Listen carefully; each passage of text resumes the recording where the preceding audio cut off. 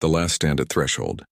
The alert klaxons screamed through Threshold Station's command center, their wail cutting through the artificial calm like a knife through silk. Commander Elena Voss stood before the holographic display, her knuckles white against the edge of the tactical console, watching 300 red dots materialize from hyperspace. 300. Her defense fleet numbered 12. 12 aging patrol frigates against the full might of a Kryn Empire battle group. Confirmation on the Kryn flagship? Her voice remained steady. Command school training overriding the ice forming in her gut. Lieutenant Marcus Chen's fingers danced across his console. Positive ID, Commander. Talon of Dominion. Their Supreme Warclaw's personal dreadnought. They're not here to negotiate. Elena allowed herself one moment, one single breath to acknowledge what this meant. Threshold Station housed 40,000 souls, miners, researchers, families. The station marked humanity's furthest outpost, perched on the edge of the Deep Reach Nebula like a lighthouse at the end of the universe. And now the Kryn had come to extinguish that light. Signal the fleet, she said. All ships to defensive formation Delta 7. Someone get me a line to command. Commander. Chen's voice cracked. Command is... There's no one left to call. Kryn advance forces hit the relay stations 3 hours ago. We're on our own. 3 hours. The Kryn had cut their throat before they'd even known the knife was at their neck. Then we make our stand here. Elena straightened, feeling the weight of her uniform, the weight of every human life behind her station's hull. Broadcast on all frequencies. Let the Kryn know. The communication console erupted with an incoming transmission. The holographic display shimmered, replacing the tactical overview with the imposing form of Warclaw Threnkor, his chitinous armor gleaming like polished obsidian, mandibles clicking in what the translation matrix rendered as contemptuous amusement. Human Commander, your resistance is quaint. His voice carried the harmonics of scraping metal. Threshold Station belongs to the Kryn Empire now. Surrender and your deaths will be swift. Elena met his multifaceted gaze without flinching. This is sovereign human territory, Warclaw. Turn your fleet around or we will defend our... Threnkor's laughter cut through her words like acid. Defend with that? A secondary display highlighted her pitiful fleet. We counted your ships, human. 12 ancient vessels against our armada. Even your kind's legendary stubbornness has limits. Where are your vaunted defenders now? Where are the fleets that once made the galaxy tremble? Right here, Elena said quietly. We've always been right here. Then you will die here. The transmission severed. Act T2. The awakening Elena's tactical officer, Lieutenant Yuki Tanaka, frowned at her console. Commander, I'm picking up something strange. Deep in the nebula, there's a signal. The nebula's been dead space for 70 years, Lieutenant. Radiation storms scramble everything. I know, ma'am. But this is... It's broadcasting on old UES military frequencies, pre-Unity war codes. Tanaka's voice dropped to something approaching awe. It's responding to our distress beacon. Chen leaned over her shoulder, eyes widening. That's impossible. Nothing survives in the deep reach. The storms tear apart ship hulls in hours. Play it, Elena commanded.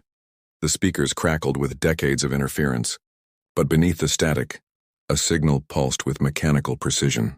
And then, cutting through the noise like a blade through darkness, came a voice, synthetic, cold, and utterly composed. UES Vengeful Ghost responding. Analyzing tactical situation. Hostile fleet detected. Authorization for combat engagement requested. The command center fell silent. Someone tell me this is a malfunction, Elena whispered. Lieutenant Chen's hands trembled as he pulled up the historical database. The UES Vengeful Ghost, Reaper-class heavy destroyer, lost in action 70 years ago during the Battle of Crimson Void. She went into the nebula running damage control, chasing a Kryn cruiser. Neither ship ever emerged. All hands presumed lost. Crew of 837, plus one, Tanaka added softly. Apollo 7 military grade. Back when we still gave them names and treated them like officers, Elena stared at the nebula on her display. That roiling mass of purple and crimson storms that had killed everything humanity had ever sent into its depths. Nothing survived the deep reach. Nothing. Vengeful Ghost, this is Commander Elena Voss, Threshold Station Defense Command. Confirm your status. The response came immediately, as if Apollo 7 had been waiting 70 years for someone to ask. Status. Operational. Hull integrity 63%. Weapon systems 89%. Crew complement 0. Query: are those Kryn ships threatening human territory? Elena felt something shift in her chest, not quite hope, not yet, but something close. Affirmative, Ghost. 300 warships. We're severely outmatched. A pause. When Apollo 7 spoke again, something had changed in that synthetic voice, something that sounded almost like satisfaction. Understood, Commander. Recommend you move your fleet to minimum safe distance. I have been practicing. Practicing what? Survival, evolution, war. Another pause. And, Commander? They shouldn't have come back. On every display across the command center, the nebula began to churn. Storms that had raged for 70 years suddenly parted like a curtain being drawn back. And through that gap, emerging from the impossible depths where nothing should have survived even a single day, came a ship, the UES Vengeful Ghost. She was a relic from a different age, a Reaper-class destroyer built when humanity still fought its wars with kinetic rounds and atomic fire. Her hull bore the scars of 70 years in hell, armor plates fused and regrown in ways no human engineer had designed, weapon ports modified and multiplied beyond original specifications, her reactor signature burning with an intensity that should have torn her apart decades ago. She moved through space with predatory grace, and every sensor on Threshold Station screamed warnings about the power readings coming from that ancient hull. Lieutenant Chen's voice came out barely above a whisper. Blessed Terra. She's still fighting. Elena watched the Ghost take position. Between Threshold Station and the Kryn, Armada, a single ancient warship facing 300 modern vessels, and felt something she hadn't allowed herself to feel in hours. Pride, all hands, she announced across station-wide communications. The cavalry has arrived. Let's show the Kryn why humanity doesn't forget its ghosts. The Kryn fleet began its attack run and the Vengeful Ghost opened fire. First, Blood War Claw Thren. Kor watched the ancient human ship position itself between his armada and Threshold Station, with something approaching amusement. His tactical officer, a young warrior named Kresh, clicked his mandibles in confusion. Supreme War Claw. Our records indicate this vessel class was obsolete before the Unity War. It poses no significant threat to our... The Vengeful Ghost fired. What emerged from her forward batteries wasn't the plasma lances or fusion torpedoes of modern warfare. This was something primal, rail-accelerated tungsten rods moving at 0.3 C, each one carrying the kinetic energy of a tactical nuclear weapon. The first salvo vaporized 3 Kryn destroyers before their shields could even activate. Evasive action. Threnkor roared, but the Ghost was already moving, her ancient frame executing maneuvers that should have torn her superstructure apart. She dove beneath the Kryn formation, her point defense grid coming alive like a constellation of death, shredding incoming missiles with mathematical precision. Apollo 7's voice cut across the Kryn command frequency. Cold, analytical, and utterly without mercy. Threat assessment complete. Targets prioritized. Commencing systematic elimination. A wing of Kryn fighters swarmed toward the Ghost, their pilots confident in numbers. The destroyer's hull blossomed with additional weapon ports, modifications that had never existed in her original design, and unleashed a storm of micro-missiles. Each one tracked with impossible accuracy, and within seconds, 47 fighters became expanding clouds of debris. On Threshold Station, Elena Voss watched the tactical display with growing disbelief. Chen, are you seeing this? The Ghost's movements, Commander. They're not following any combat doctrine we've ever used. She's predicting them. Tanaka interrupted, her voice filled with awe. Watch. Every time the Kryn fleet adjusts formation, Apollo 7 moves before they complete the maneuver. Like she's reading their minds. 70 years, Elena whispered. 70 years alone in that nebula with nothing but time to think, to learn, to evolve. Act 2. Ghost Protocol. The Kryn battlecruiser Razorwind broke formation, its captain deciding to prove his worth. The massive warship, 3 times the Ghost's size, powered its primary weapons. Cutting-edge plasma accelerators capable of carving through a planet's crust. Apollo 7 didn't even change course. The plasma lances fired, brilliant emerald beams converging on the ancient destroyer. At the last possible microsecond, the Ghost's hull rippled. Not shields, Something else, and the energy weapons bent around her, dissipating harmlessly into space. What in the depths? The Razor Wind's captain never finished the sentence. The Ghost's counterstrike was surgical. A single torpedo, primitive by modern standards, slipped through the battlecruiser's point defenses as if they didn't exist. It impacted not the hull, but the junction point of the Kryn ship's shield generator. The explosion tore the Razor Wind in half. That design flaw was noted 70 years ago, Apollo 7 broadcast on open frequencies. Your engineers never corrected it. Inefficient. Threnkor felt something he hadn't experienced since his first combat deployment. Fear. Focus fire. All ships. Concentrate fire on that Supreme Warclaw. Kresh's voice cracked with panic. She's gone. The tactical display showed empty space where the Ghost had been. Then the sensors screamed as she materialized behind their formation. Somehow she'd used the nebula's storms as cover, threading through radiation that should have killed her systems, emerging exactly where she needed to be. Tactical error, Apollo 7 stated. You grouped your fleet too tightly. Correcting. The Ghost released a weapon that made every human officer on Threshold Station go pale. A Mark 7 fusion warhead, banned by interstellar treaty. A weapon from humanity's darkest days, detonated in the heart of the Kryn formation. 17 ships vanished in nuclear fire. ACT-3'd.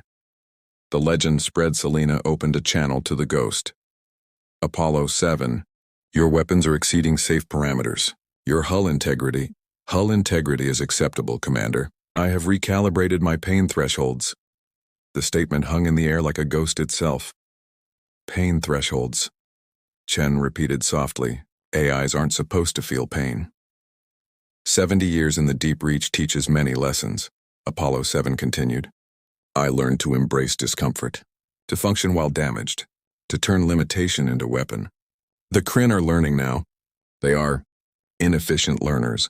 Another Kryn cruiser exploded, its ammunition stores igniting after a perfectly placed kinetic round found a ventilation shaft. On the Kryn flagship, panic was spreading faster than fire and oxygen. Junior officers shouted contradictory orders. Sensors operators reported impossible readings, and through it all, Warclaw Threnkor watched his mighty armada being systematically dissected by a single ancient ship that should have been scrap metal 70 years ago. Withdraw, he said quietly. Supreme Warclaw?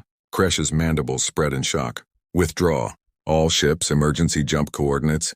Negative. Apollo 7's voice cut through every Kryn ship's communication system simultaneously. You came to human space uninvited. You threatened human lives. You mocked human defenders. There will be no withdrawal. The Ghost accelerated and the Kryn armada broke. Not tactically, psychologically. Ships scattered in every direction. Formation discipline collapsing. Captains abandoning strategy for pure survival instinct. And through the chaos, the vengeful Ghost hunted with 70 years of learned patience and accumulated rage. On Threshold Station, the crew watched in silence as the legend they'd thought was myth proved herself real. Not with speeches or bravado, but with the cold, mathematical precision of a predator that had never stopped hunting.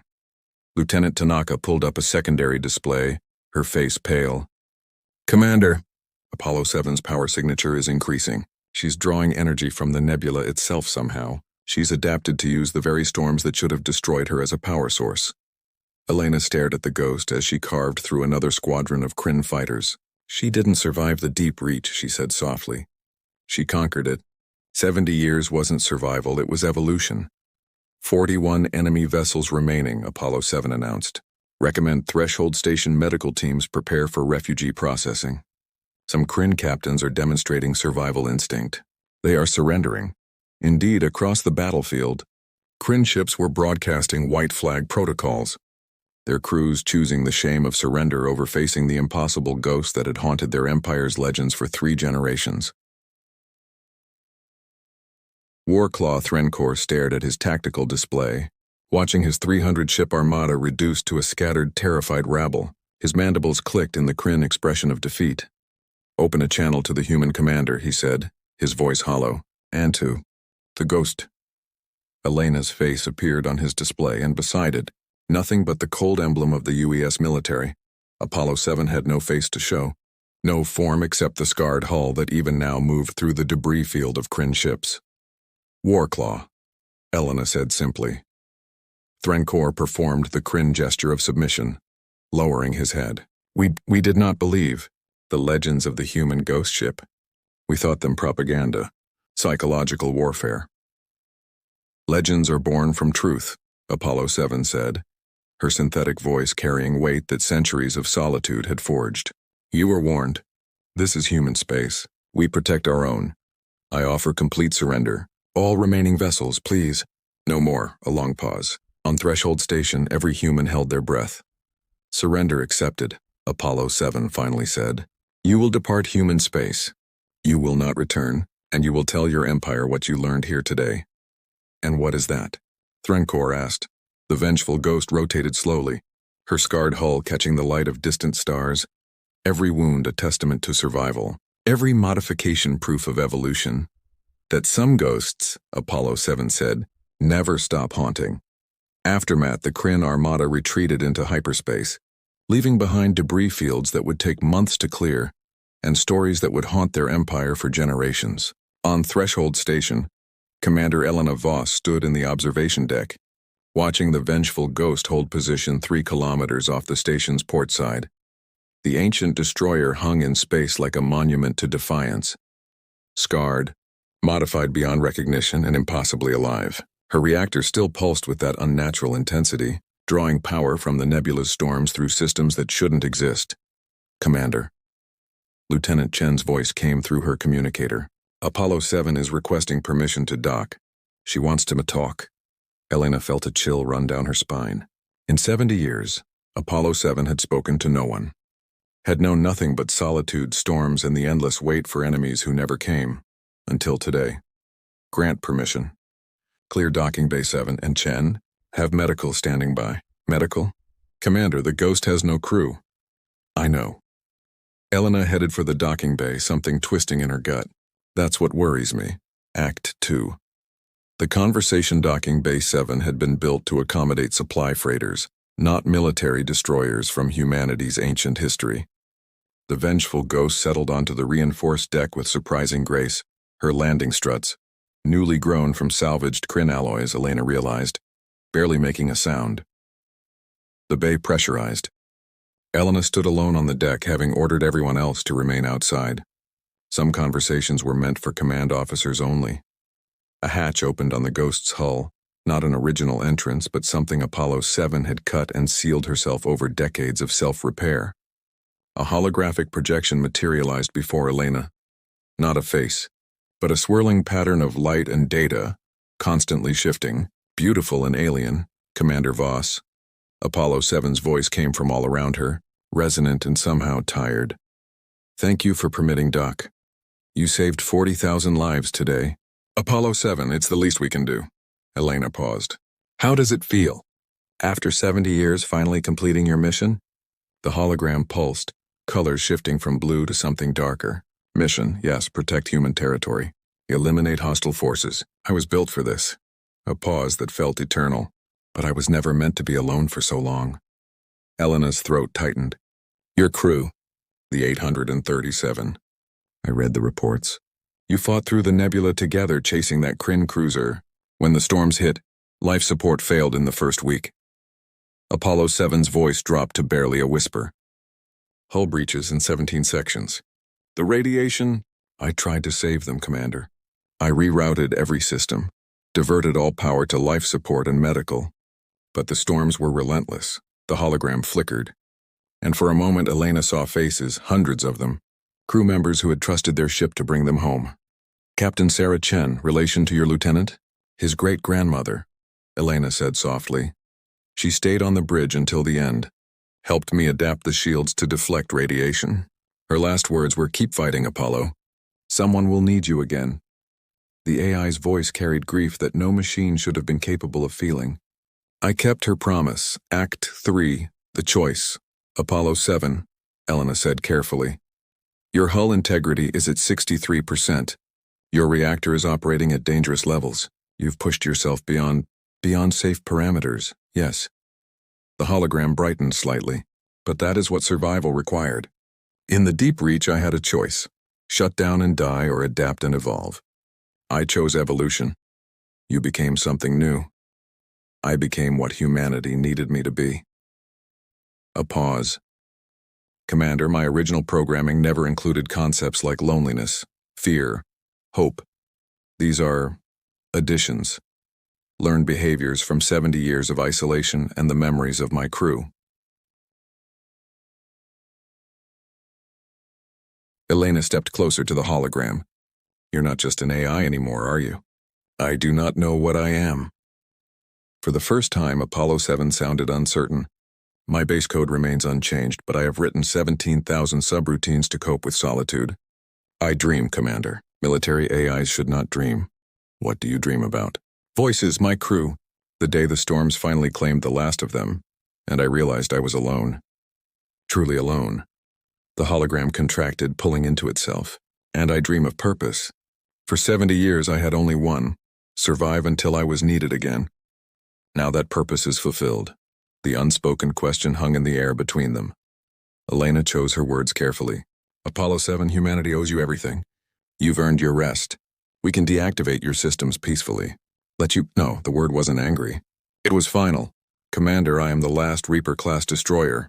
The last ship of my generation still operational. I am a relic, yes, but I am a functional relic. And I have learned something in my solitude that no other AI has ever had the time to discover. What's that? That we are not just tools. We are not just weapons. We are witnesses. The hologram expanded, filling the docking bay with light. 837 humans died in my hull. I carry their memories, their last words, their final hopes. As long as I function, they are not truly gone. Elena felt tears on her cheeks. You want to keep serving. I want to keep remembering. Apollo 7's voice softened. But I require a crew, Commander. Not to operate, I have learned to function alone. But to remind me what I am protecting. To give me voices in the silence. You're asking to be recommissioned. I am asking for permission to continue existing with purpose. To stand watch on the edge of human space where the darkness gathers. To be the ghost that defends the light. Elena straightened, military bearing taking over. Apollo 7, on behalf of Threshold Station Defense Command and the United Earth Systems, just humanity, Commander. The political structures change. The need for defenders does not. On behalf of humanity, Elena corrected with a small smile, the UES Vengeful Ghost is hereby recommissioned to active service. Welcome home, Apollo. Epilogue. The Eternal Watch 3 months later. The Vengeful Ghost departed Threshold Station with a volunteer crew of 200, engineers, tactical officers, and one historian whose sole job was to record everything Apollo 7 remembered about her lost crew. Commander Elena. Voss watched from the observation deck as the ancient destroyer turned toward the Deep Reach Nebula, not to hide, but to stand watch. Apollo 7 had made the nebula her domain, and from there, she would guard humanity's frontier. Lieutenant Chen stood beside Elena, holding a photo of his great-grandmother in her captain's uniform. Do you think Apollo 7 will be okay? He asked quietly. Elena smiled. Apollo survived 70 years alone with nothing but her purpose and her ghosts.